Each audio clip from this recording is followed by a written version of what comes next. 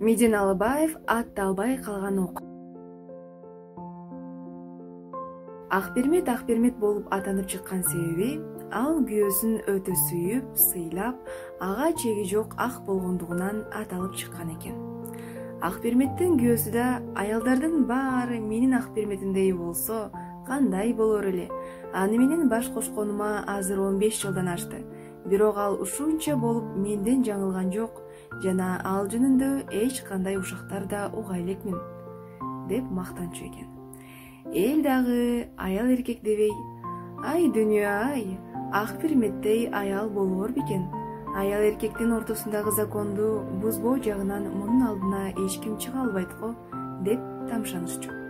Акбермет өзү да капырай, өлүңдү көрөйүн, аялдар күйөөсү болсо да анын көзүн будамайлап башка бирөөлөр менен жүргөндү кызык көрүшөт экен. Ушундайларды уксам төбө чачым тик турат, деп өзүнүн тең туш телелерине айтып жүргөн имиш. Кыскасын айтканда, элдин баары Акберметти таза, ак жүргөндүгү үчүн жакшы көрүшчү экен. Ошол заманда эл менен эл чабышып жүргөн кездер болсо керек. Кээ бирөө найзадан, кээ бирөө октон жарадар болчу экен. Кээ бирөөнү ок тийип, денесине токтоп калып түшпөй кыйноочу туура. Ал кезде азыркыдай хирургдар кайдан болсун? Ошентип кыйноодон кыйноо болуп жүрүп, түшпөгөн октун дарысы табылыптыр. Табылганда оңой табылбай, өтө кыйындык менен табылыптыр.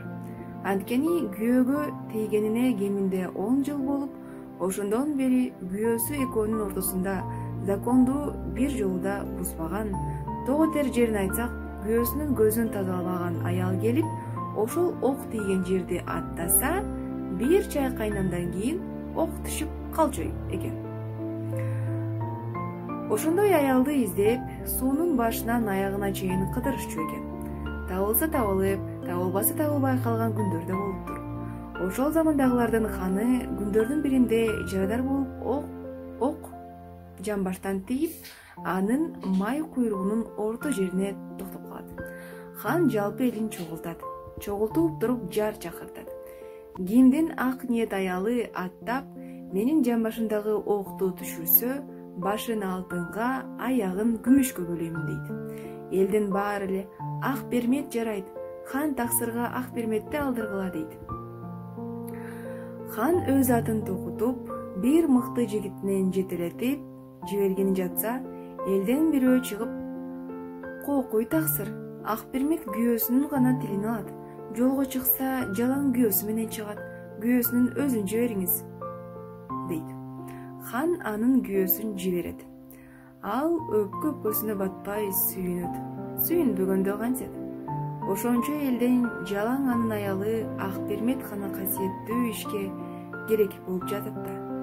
Ал үйүнө жетип, аттан түшө элек жатып эле кыйкырат: "Акбермет, кийинип чык, ханга барабыз.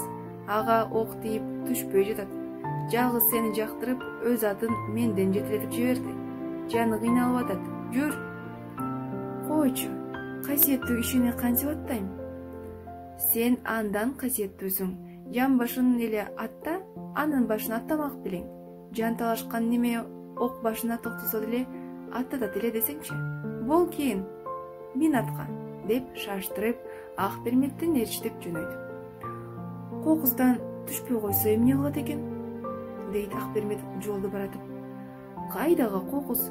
Сен сүттөн таза болсоң, анан түшпөй койчу беле. Ошондой болсо да дейм да, деги түшпөй койсо жазалабайбы?" деп Акберметтин эси чыгып жатканынан шекшинген күйөөсү: "Хан мени жөнөтөрдө анын молдосу айтты. Бир-эки жаңылыштык кылып койгон болсо, жолду өзүңө айта келсин.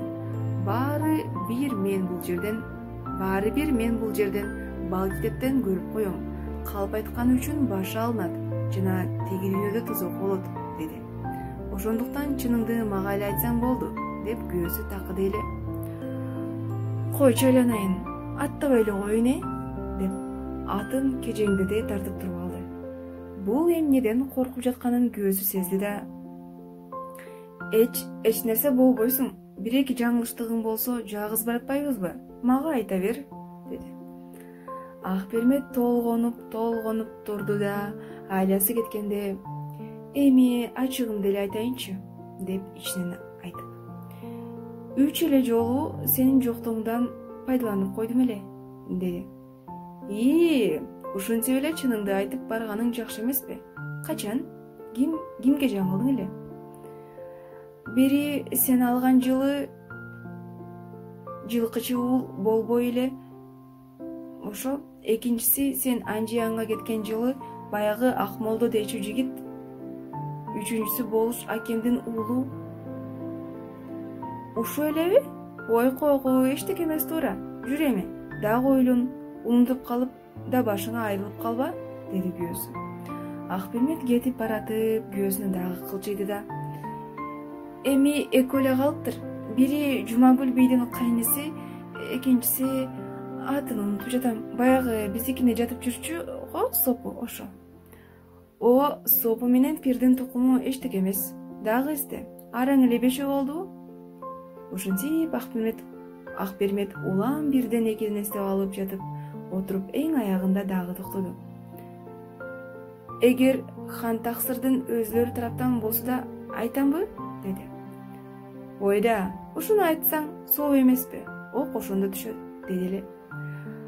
Анда эмесе бая күнү сен чүйгө кетчүдө хандын бир жигити куш салып келип биздикине 5 күн жатты эле. Ошондо аты ким эле? Кандай неме өзү? Атын билбейм. Минип келген аты эр токуму, алдыкы сен минген аттын өзү болчу, деди Акбермет. Ханга жук жетер замат Акберметтин күйөөсү айткан экен. Таксыр ханым, жакында эле сиз жарадар болордун алдында сиздин бир жигитиңиз сизге каршылык иш кылыптыр. Акбермет тазалыгы таза экен, бирок сиздин жигит зордукчулук кылып кеткенин айтып отурат. Демек Куданын буйругу менен сиздин куйругуңуз жакында айыкпай калды го, деген экен. Хан жигитти чакыртып алып сураганда, жигит: зордук кылган эмесмин, ыктыярдуу иш эле, десе да болбой жигиттин башын алган экен. Ок болсо жогорку себептер менен атталбай калыптыр. Кандын куйругу айыктыбы же ошол бойдон курттап өлдүбү, аны жомок ачык айтпайт. Бирок Акберметтин бети ошентип ачылган экен. Акбермет эмне болсо ошо болсун, азыркы аялдар андай эмес экендигине ишенебиз.